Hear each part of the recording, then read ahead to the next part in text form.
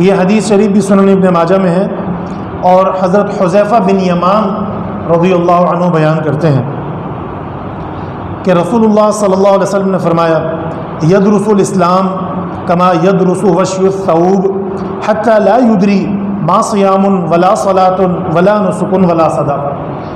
فرمایا کہ اسلام بھی پرانا ہو جائے گا، اسلام بھی پرانا ہو جائے گا کہ جس طرح کوئی لباس پرانا ہو جاتا ہے۔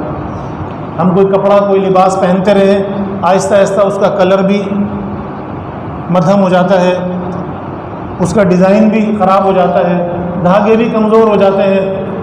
تو حضور نے مثال دے کر ارشاد فرمایا کہ جس طرح کپڑے پرانے ہو جاتے ہیں اس طرح دین اسلام بھی پرانا ہوتا جائے گا۔ حتیٰ کہ فرمایا کہ لوگوں کو معلوم نہیں ہوگا کہ روزہ کیا ہے، نماز کیا ہے، قربانی کیا ہے، صدقہ کیا ہے۔ اس حد تک لا علمی پھیل جائے گی، اس حد تک جہالت پھیل جائے گی۔ جہالت کا معنی ہوتا ہے لا علمی۔ قرآن و حدیث میں جب بھی لفظ جاہل ہوگا، جیسے سورہ بقرہ میں فرمایا یحسبهم الجاہل اغنیاء من التعفف واعرض عن الجاہلین، تو لفظ جاہل کا معنی لا علم، عالم اور لا علم، عالم کی ضد جاہل، علم کی ضد جہل۔ تو جہالت اور لا علمی اتنی پھیل جائے گی کہ لوگوں کو نماز کا، روزے کا، صدقے کا، قربانی کا معلوم ہی نہیں ہوگا کہ یہ کیا ہوتا ہے، ان کا کیا طریقہ ہوتا ہے، کچھ معلوم نہیں ہوگا۔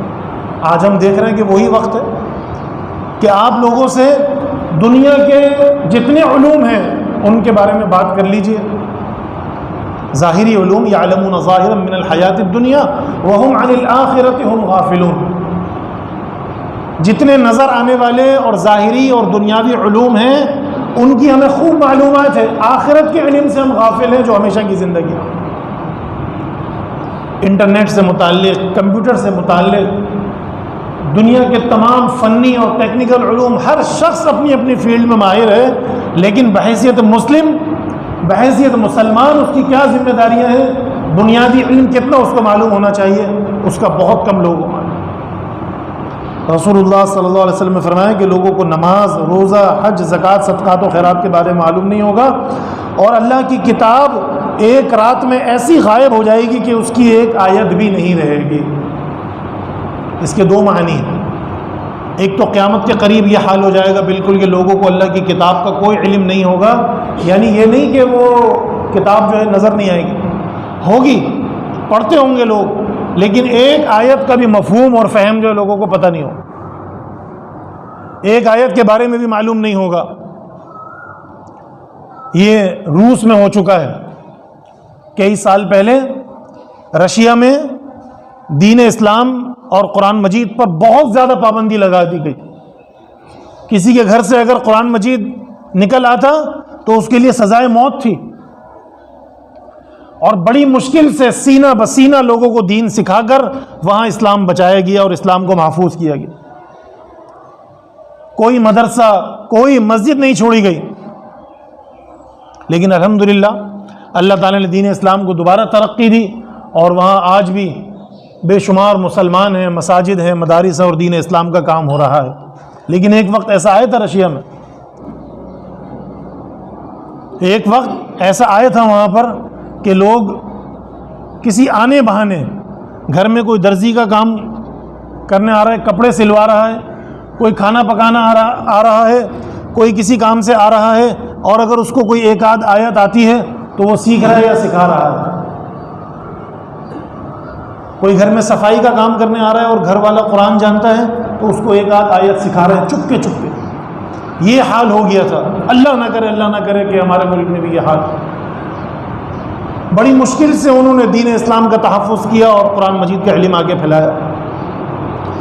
تو فرمایا کہ لوگوں کے چند گروہ ہوں گے اور ان میں کچھ بوڑھے مرد اور کچھ بوڑھی عورتیں رہ جائیں گے، اور وہ کہیں گے کہ ہم نے تو اپنے باپ دادا کو سنا تھا کہ وہ لا الہ الا اللہ پڑھتے، تو آج ہم بھی پڑھتے ہیں۔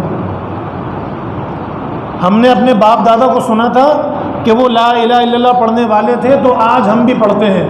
باقی اس کے علاوہ ان کو کچھ پتہ نہیں ہوگا کہ عبادات کیا ہے، اخلاقیات کیا ہے، معاملات کیا ہے۔ یہ کب ہوگا؟ یہ اچانک نہیں ہو جائے گا، یہ رفتہ رفتہ ہوگا۔